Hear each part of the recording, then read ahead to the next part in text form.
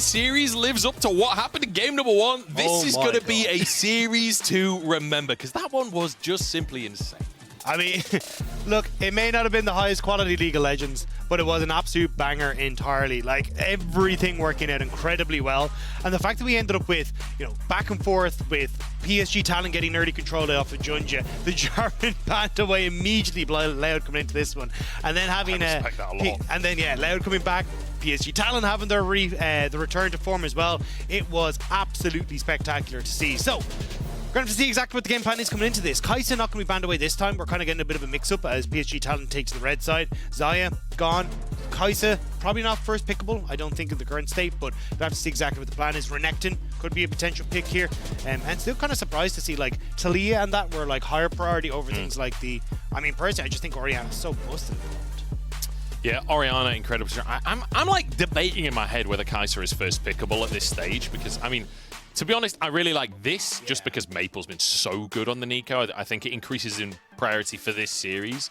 I just feel like Kai'Sa is such a strong pick in terms of the sheer damage output. Especially if you compare with something like Jace. Yeah. Because you end up going, yes, you go like Blade and all that kind of stuff. Oh, sorry, Jace is banned away, yeah. But like even the opportunities to go for, hey, we've got that AP mix in the bot lane, and you can go for something like even an Ivern or something like that in the jungle. Means you open up for these kind of like, hey, we can go for the AD mid AP bot kind of idea. We'll have to see exactly what the game plan is. Is Rel going to be picked up here already? Again, keeping that flex opportunity, but Woody, for the most part, looked confident on in the last game. There was 1 or 2 missed engages, but I mean, his ultimates at times were keeping Seos in check, but it still means that chances are the Rakan is just going to be picked up by Seos again. Yeah, and there we go, the Kai'Sa will be locked in the end. I will say, Nico is one of the champions that can make it a bit more difficult to pilot the Kai'Sa during these team fights. Like, you can't afford to use your killer instinct too aggressively unless everything that Tinnos is bringing to the table is already on cooldown. Yeah, I mean, there's still like the question for me is like, what do they want to try and pair this with? Because again, like the Jarvan was kind of what we saw a little bit both in day 1 for PSG and also then coming into this game. They're like, cool, we want to try and go for these compositions that have a ton of AoE. It's never going to be picked up, kind of fitting that AoE style again, and something that can do relatively okay with just clearing waves against the Kai'Sa. But I am curious as to like what they want to go in the jungle, because with the Jarvan gone, I'm not entirely sure what they'd want to try and follow up with this Nico. That'll be the question on how they kind of want to play that combo out. Nico jungle is a sort of thing. I'm not really anticipating that, though, I will say. It's just going to be the Alistar bringing in. Very good into the Rel. Very good alongside the Sivir just to play that bruiser, that bouncer in front of her. I'm wondering now if Aji ends up picking up the Renekton here, or if they're like, hey, look, we kind of want to try and bait Robo into the Renekton pick again. Had some moments in the last game, but if you've still got like Kennen and these kind of things up and available, I think you're going to be pretty happy to go for that opportunity. Or just say, look, we're going to go for the Kennen anyway, and if you pick Renekton, you're screwed. Aja, just happy with that. I mean, it got banned in the second rotation last time around. Just saying, look, we want the comfort, we want the team fight ability. Kennen's in a really great spot right now. Yeah, Kennen's in a very strong spot after getting a couple of those buffs. And even seeing some of those top laners getting their magic resist nerf, like the Renekton, which is why we're seeing the Kennen coming in so happily into that top side. If I'm PSG Talon, I think it's jungle bans coming in. Maybe you get rid of things like the Vi, get rid of the Nocturne. The Nocturne's already gone, but like Lee Sin, yeah, another one. But it's just trying to make sure that Croc is going to be uncomfortable, because you get first rotation here for Junja. And as well, don't forget, like Junja, he loves playing carries. Like big Nidalee player when he came over from the LPL, when he was playing an EDG. You've also got things like the Lilia that he's been bringing up a lot in his own playstyles as well. So you do have a lot of opportunities here for Junja to try to flex those jungle muscles a little bit. Certainly do. And Croc having a bit of a hard time in the early game, it has to be said. Junja certainly winning out that matchup. But this time, like you say, Junja can't take the Jarvan for himself. It's still possible that that Rel goes towards him. We'll have to see in the second rotation. And also, we'll have to see what Croc is going to fall back to, because, you know, things like the Poppy got banned away, the Nocturne got banned away. It does feel like quite a targeted draft towards the jungle, because, I mean, that's 6 jungle bans currently. And the other option that you kind of look at here is something like a Vi for Croc, but yes, it kind of like sets up nicely for you to go like, hey, well, we want to play close range with Alistar, we want to play close range with Nico, but the thing is, it's like, you're going into a Rel, a Kennen, like a lot of those short, like they thrive on those short range opportunities and those short range carries. So you're kind of caught between a bit of a rock and a hard place. So you want a tank Nerly to set this one up, but you don't really have the options to go for it. It's going to be an interesting. I mean, things like the Viego fall short in the exact same way that you're discussing. Maybe Wukong. It's not really. I mean, he did get buffed coming days. into this, but into patch 1319, but I'm still not 100% sure. Viego going to be taken for Junja. I know that was kind of something you were talking about, Munch, was like maybe you end up taking that one if you want to go for Croc, but like, sorry, you're pointing off screen, but I don't know. It's like, I don't think the Viego is the best option. Yeah, I think it'll be the Vi, but you're kind of playing into the hands of PSG Talon if you go for that. The Evelyn hover. I do love an Evelyn. Ever since SOFM did some beautiful things in the World Final with the Evelyn versus Rengar. So the Kha'Zix is going to be picked up. I'm kind of surprised. Kha'Zix, you definitely want like opportunities to try and play in as an assassin in towards the backline, but it's so difficult when you look at like Rel and Kennen, that kind of stuff, and even just the repositioning options that you have on the Kai'Sa, because a lot of these fights are going to be a case of like waiting for these big ultimates on the Kennen and the Rel to bypass you before you go in and target the backline. But if they've already been used, you've got a ton of CC, so it makes things easy for the Kai'Sa to reposition himself away from the Kha'Zix. So I'm a bit nervous for Croc that if he doesn't get this early snowball going and take over for Loud, he's just going to become absolutely useless in the later portions of the game. I will say though, the setup on this Loud comp is insane. Like Alistair and Malphite, the big beefy boys, just boulder it in. And just in case you missed someone, here's Nico. Yeah, exactly. Yeah. So a lot of AoE, and again, I think both teams kind of realizing, hey, whatever happened, the last game came down to team fights. A lot of this has been a case of, hey, can we find those advantages in skirmishes and fights? So let's just play into that style. Robo definitely going to fall behind on the map in the early stages. It's just not great to try and play up against the Kennen. But when I look at PSG Talon's side, I mean, AP top, AP mid, pseudo AP bot as well. They're building like a little bit of lethality. I think for Wacko, like you kind of have to go for this full crit build here. Otherwise, there's just so many options to like easily pick up early Merc threads to just make things a little bit more difficult for PSG Talon if they play a bit more of an AP heavy style. Yeah, to be honest, with the way that the comp has gone out, you fully expect like the Kraken Slayer style build for the Kai'Sa. If not, it's like you say, Merc Treads should be like infinite value for everyone on the side of Loud. I'm curious how this one's going to go. This feels like, I mean, honestly, the first game was way faster paced than I was expecting coming into the series. I'm curious if PSG are going to try and maintain that early pace that we saw. I think they kind of have to in this one. Because as I said again, like the Kha'Zix isn't going to have that big of an impact. And this says to me that, hey, look, we want to try and get push in mid with Nico. Should be able to push fast into the LeBlanc. We want to try and get the push in the bot side as well. And then try and play off that advantage. But it's not the easiest time when it's ever into the Kai'Sa. Kai'Sa has good push potential as well. And even at least Alistair having the advantage in the matchup in the support role will make it a little bit easier.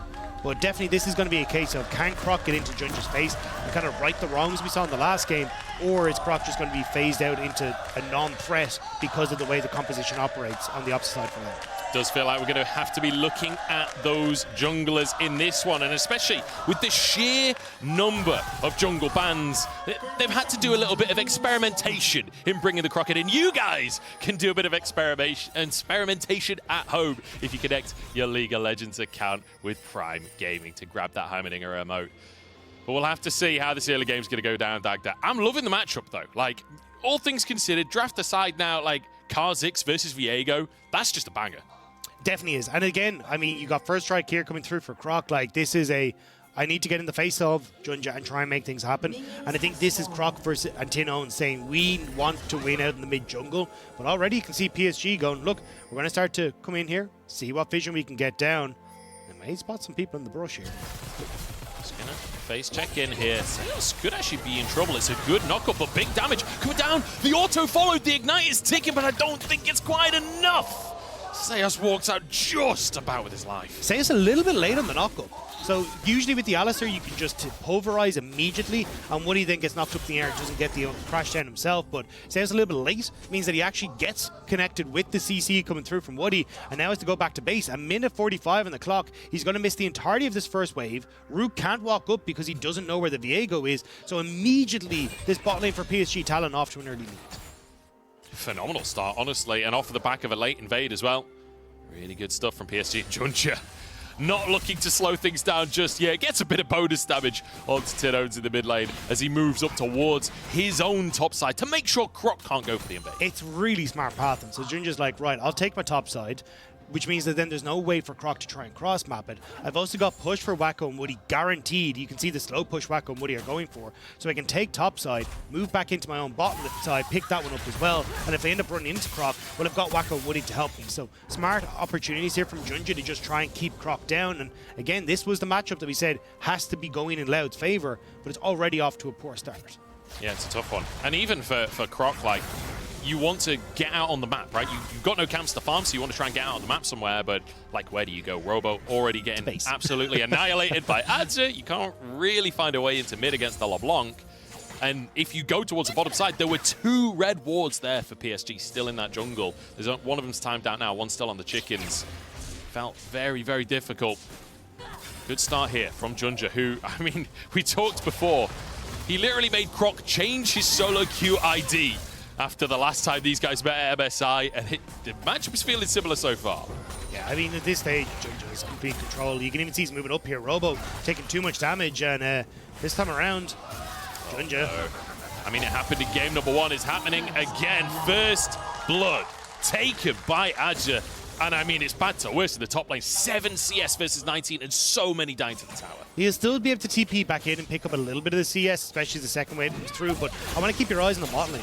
They're like, hey, look, what is Kha'Zix going to try and do? Well, he's going to try and go for Scuttle on this bottom side to answer. The pings were already there, so Woody and Wacko are here going, right, where is Croc? We know he has to be in the bot side. Spot him on the Scuttle, so it means that then Junja's like, okay, we'll need to reset before he tries to go into this bottom side just to try and match the purchase that Croc already has. But Croc can't go into the jungle properly, so you're just buying extra time now where Junja can get back out onto the map, and Croc really can't steal away any of these camps on the bottom side. Yeah, Woody playing to just kind of guard that bottom segment and make sure there's no opportunity to get back in. Nice little combo from Maple there. Dashes away just in time to dodge Croc's damage. Nicely done in the mid lane. I'd say Maple is having a pretty great tournament so far. Yeah, Maple's having a great tournament. The fact again that we got game 1 of his first series, insane performance on the Nico to pull himself back into that game. Jace, he ended up having an amazing performance on, gets MVP for day number 1. And now coming into this as well, the Nico paying dividends, and even just the advantages that he's getting from Tinones and just the trading patterns. Yeah. He's great. Junja now again on towards this bottom side. He's going to be in a position where he'll be able to probably look for a oh well, maybe not with the reset coming through from Wacko, but could potentially look for the re-invade at times in towards the enemy jungle off of the level advantage he's just barely about to have. You can see just that purple bar underneath his portrait on the Viego. That's the I'm about to tick over to level 5, whereas you can see on Croc he doesn't have that. Basically a full level behind him this stage. I want to quickly mention this top lane matchup a little bit as well, because Malphite, typically the pick that you go against like big AD bruisers and carries in the top side. Against the Kennen, that passive not really going to do as much work for you. And you see Adja already having some MR in his kit, so the poke aspect of Malphite going to be suffering as well. This feels like a really tough lane matchup. Yeah, I mean, it's about to get worse. Junja's here, knows that he's got the opportunity. Just Robo immediately backing away. He knows that he's in trouble if it ends up in a position where they are actually able to follow. But again, now you've got Junja who's moving in towards his top side. He's going to get vision down again, pick up these small little advantages where he can keep track of Croc and make sure this Kha'Zix just can't really have any opportunity to do anything. Tenon's taking a bit of damage, but doing decently in that mid lane. Like the trades, you know, inconsequential songs. Nobody dies, summoners aren't burned, and you're staying even in CS. Adja now proxy farming. He's baiting. Junja was here. The ult is there.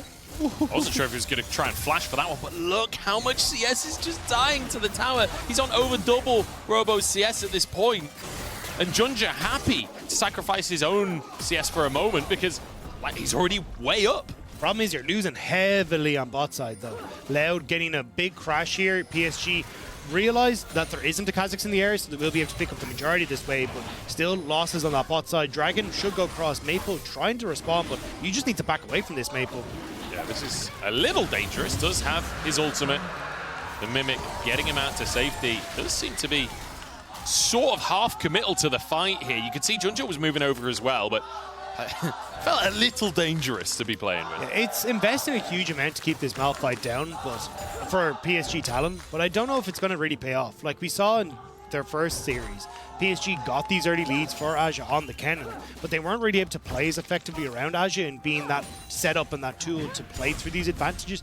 I feel like when I watch PSG Talon, they're far more comfortable playing around Wacko's advantages. So I think at this stage, it's like, look, you've done the damage to Robo. Yeah. Let's try and play more heavily towards the spot side, because Croc being able to get some of that CS and also get the Dragon for Loud is actually a bit of a win right now. Yeah, it certainly is. Especially in the grand, like, let's say PSG do then start to focus on Dragons for the rest of the game. Well, having that one early just buys you that extra 5 minutes, buys you that time of the game. As Maple looking for Tinones here, wants to get a bit more damage as Junja's coming in from behind, and the Sigil of Malice giving away which one was the real Nico. Huge play from Junja and Maple once again. Really nice job, and that's exactly what you want to see is Aja. Oh no. There's just no way out of this one. He has his flash, he has his ultimate. One more shuriken to do the trick though. A W would do the trick, and there it is! Flash still available. The ult pressed just a second too late. I mean, for Robo, he manages to try and use the ultimate, but Junja was going to be there as well. He was following up with an ult of his own, so I don't even know if Robo was going to get out of that one. This is where PSG Talon, this is exactly what I wanted to see. You've got the advantages top, cool. Aja's continue to push that. Move those advantages elsewhere as well, because now Maple has control over mid. You're getting the Rift Herald, but crucially, you can use this Rift Herald on the bottom side as well to try and get some gold into the hands of Wacko. You don't want the... Oh, hang on. You kept the minions he did. But you don't want the... you don't want Root and Sales getting ahead in the 2v2, because as this game starts to progress for PSG Talon, it'll be Aja on side lane, Maple on the other one, and it'll be Wacko and Root trying to push waves back and forth. If Root and Sales end up with this massive advantage, it becomes very easy to start to dive them with the Alistair, get control over mid, and this side lane pressure for PSG Talon starts to fall apart. So the 2v2 is just as crucial as the solo lane. It certainly is. And like you say, the advantage is there for Aja. He can definitely just continue winning that one. So with the Herald in pocket for Junja, yeah, let's see it again. Sigil Malice giving it all away. Beautifully done there by the pair from PSG. And I mean, this one, this one explains itself. Yeah. This is just sad for Robo. It's like, you're damned if you do, damned if you don't. Aja can freeze that wave if you don't try to push it. I think at this stage, you just ult out of here to then flash over the wall, but you can even see where Junja was on the map. It was like, are you really going to get out of that one with the ultimate and the flash still available for Junja? I think he was trying to get like a max range ult actually into the jungle, so he was like just going in that direction over the wall, but you know, just too little too late. To be fair, I thought he was out of range of the shuriken as well.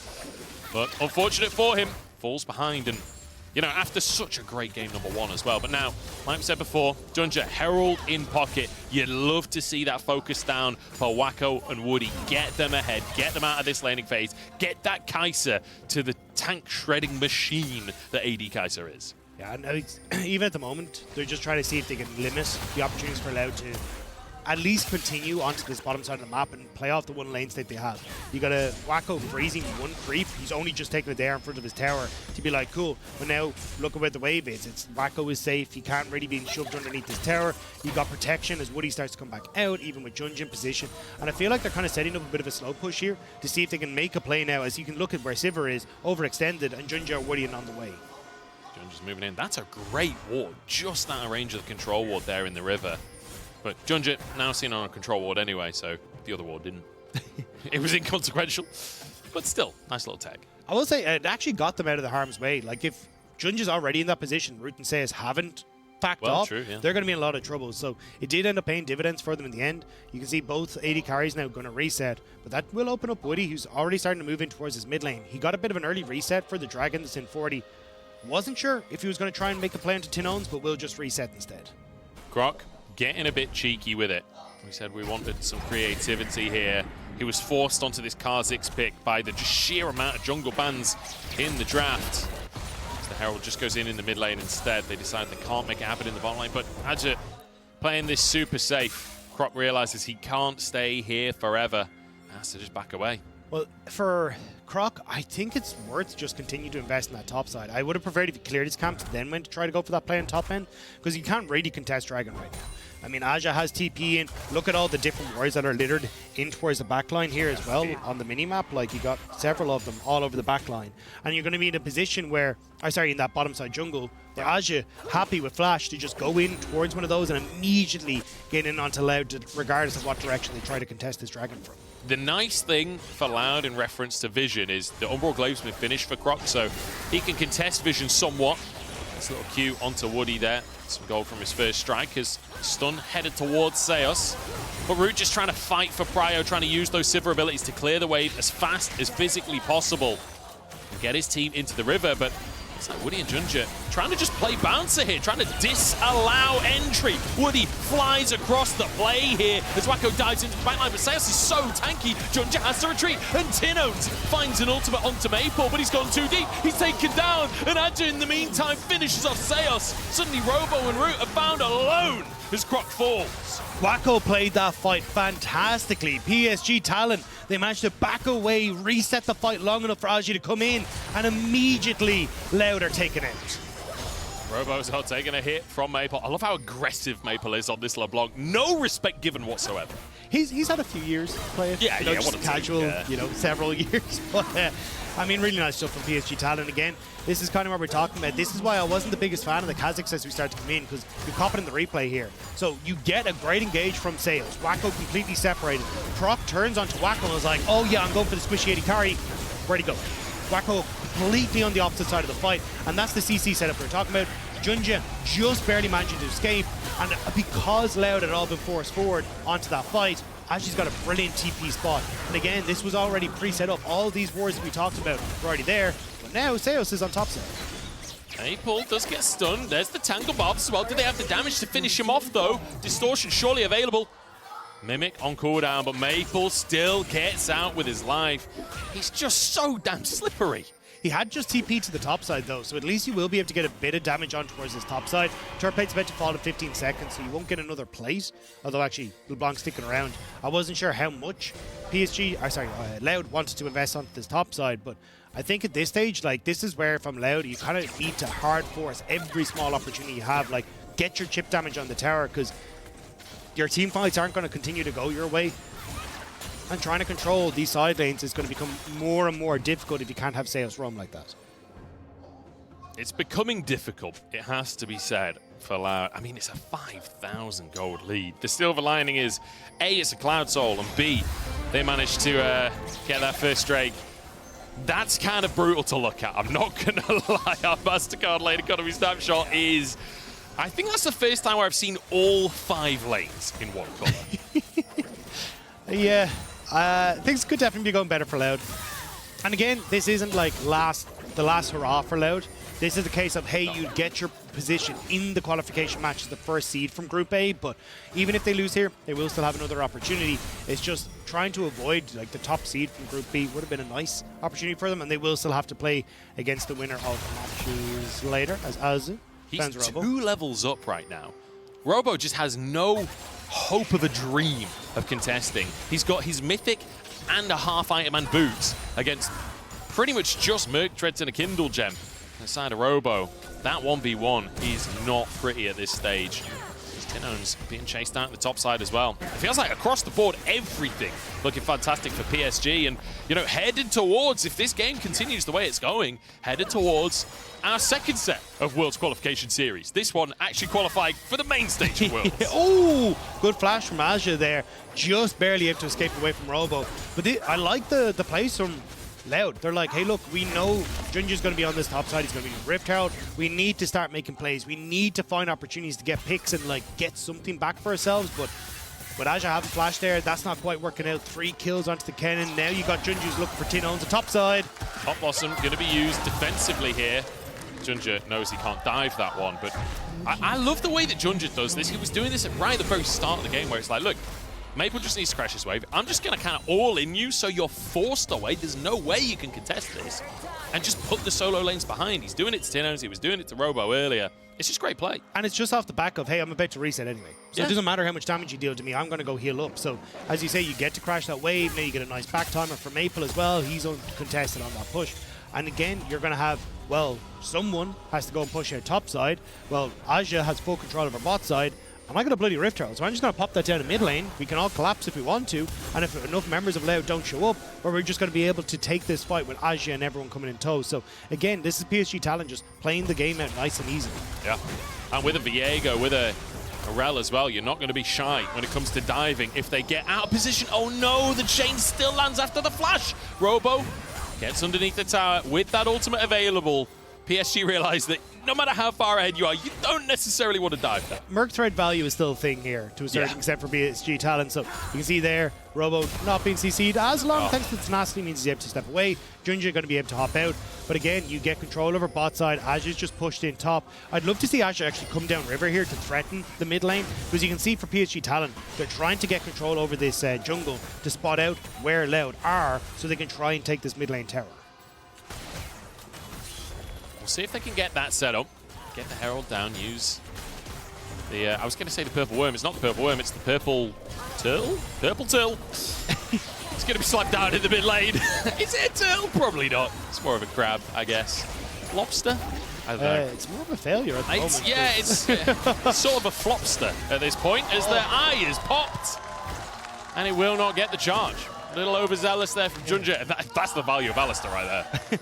I mean, that was just kind of silly. Again, like we talked about all the setup you have. Aja full control, but he's kind of just pottering around on top side, not really doing particularly much. Like, you could have brought him down to threaten Loud and pushed him away, so you could have got a bit more, but not willing to bring him down means that now Loud are actually forcing Aja away as this wave crashes from Robo on top side. So Loud trying to cross map for the inevitable take that Maple's going to have on the bot lane tower and the dragon here for PSG Talon. So nicely done, but they do actually need to commit to the tower versus whatever is happening right now for Loud.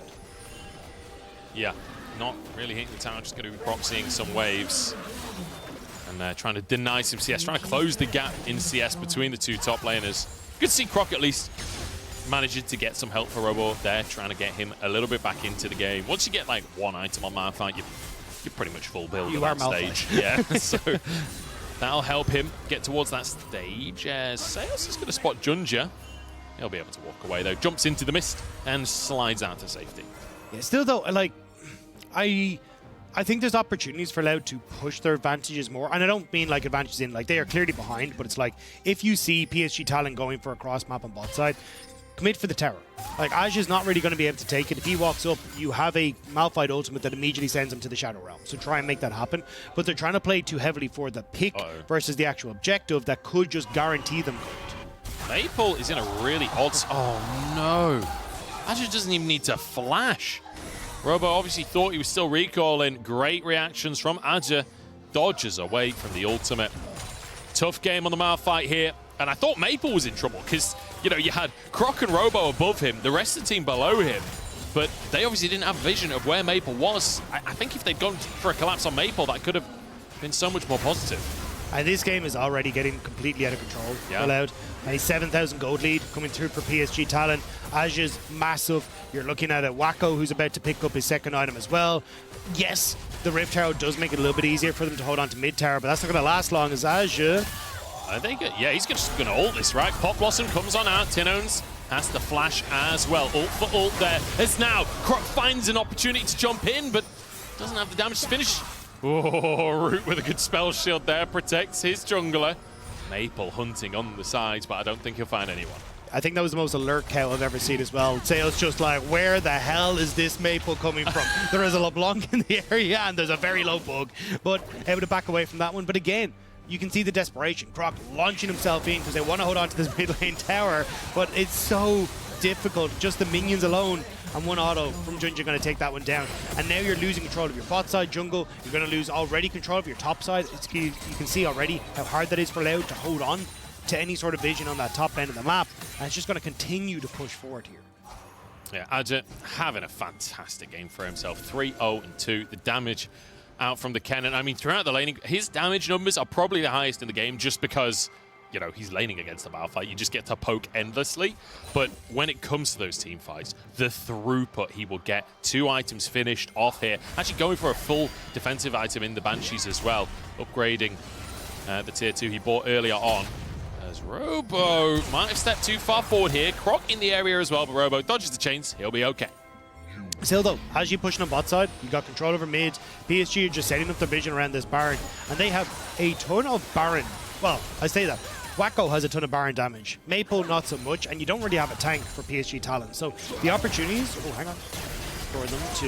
Junja could be in trouble here. It's the clone from Tinones. It's not the real one, but Junja backs away, has the red buff. But yeah, the opportunities for PSG Talon to like rush down a Baron aren't really there, because if you put yourself into a pit, that's where Loud can actually try and play off of the ultimate from Malphite, Tinone's coming in, Sales having the CC, so they need to find picks and plays before they can try and rush down a Baron. And I feel like we're really seeing the patient, slow gaming that we were talking about before the series began, where they've got the lead, they know they've got the lead. Don't overextend, don't overdo it. They're just trying to poke, and they're doing a great job of just tracking Croc. I can't remember seeing a single time where Croc has had the drop on someone to get that big Kha'Zix burst off. Oh no. Might have had it the other way around. It's Croc on the drop. Taken down, and the stun onto Root as well. No, flashes under the tower, but Maple's with him. Rooted under the tower. What a root from Tinone's there to answer a kill onto Maple. TP in from Robo. And he's gone. He made to look like a bot in that one, immediately taken out as he comes underneath the tower, and Wacko picking up the kill. We said they needed the picks before the Baron. Well, here you go. There's your Baron. My God, Adja is having an incredible game for himself. 4-0-4, but the Kennen has been found. He got found by Croc, and Croc regretted that decision. My goodness. He's just gone. There's nothing you can do. Rude as well, forced to flash away. As you say, Tinone's great binding, but Wacko's in a perfect position. Robo TP's in way too far forward. Like, there's zero follow-up at this stage, and you've no ultimate for Tinone's, even if he does get a decent ultimate there for Robo. So the fight was done and dusted, and now PSG Talon, like, 10,000 gold lead at 23 minutes. This one's done. It's absolutely brutal to witness, and it's heartbreaking for Loud as well. Like, they got knocked out of MSI by PSG. It was a 2-0 then, and it's looking like a 2-0 now, unless some kind of miracle can occur. PSG with Baron in pocket. They've already got 2 Drakes looking for a third here, as Robo going to be forced away. And I love how aggressive they are, but in a non-committal way, right? Just forcing them away, not fully committing to a fight just yet, but making sure Loud know this is not their jungle anymore. Wait, Tinone's?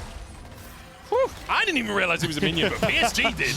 I mean, that's the thing, though, for PSG Talon, as you say, they've been basically having this 1-4 pressure the entire time. They push in top, they push in mid, they group in, get their vision established, and then re-push the waves again, so they can clearly work on the towers without having to worry about Loud cutting them off from different places. It's super slow, it's methodical, but it's exactly the way PSG Talon need to play this. And now, all outer turrets apart from that top one are going to be down, which means that realistically Loud are just going to be stuck in their own base with third Dragon up available for PSG Talon to take now. They've got so many opportunities to look for picks. Like, if you overextend pretty much as anyone apart from Robo, you just die to Maple or Raji at this stage. Yeah. And now, off the back of taking the tier 2 at the bot side, pushing out in the mid lane as well, they can move back, take this Drake. That's soul point for PSG.